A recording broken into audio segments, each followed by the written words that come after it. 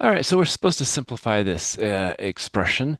And so what we're going to have is we're going to have to, again, take RT to the 1/5 times RT squared to the 1/3.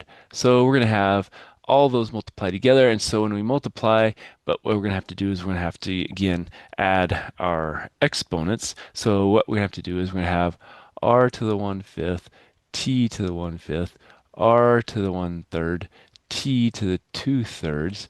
So when we take and add those two together, we're going to have to common denominator. And when we add those two together, we're going to have to add them and get a common denominator. So that's going to be times 3 over 3. That's going to be times 5 over 5. And same thing here, 3 over 3 and 5 over 5.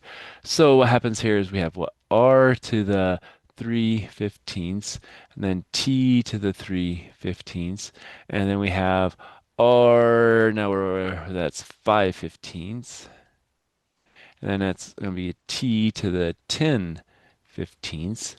So now we can add, so r plus r, so that's going to be what, 8/15, and then t is going to be 10 plus 3, so it's going to be 13/15. And none of those are greater than 15. And so we're really just going to rewrite this as the 15th root of r to the 8th t to the 13th. And that's as far as we can go. Because again, the 15th root is what that is. And then we just have r to the 8th and t to the 13th underneath that.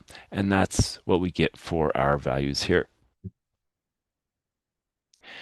All right, so under certain weather conditions, S is equal to the square root of 4m is the estimate of a car's speed in miles per hour when it leaves skid marks that are m feet long. So we're supposed to simplify the formula.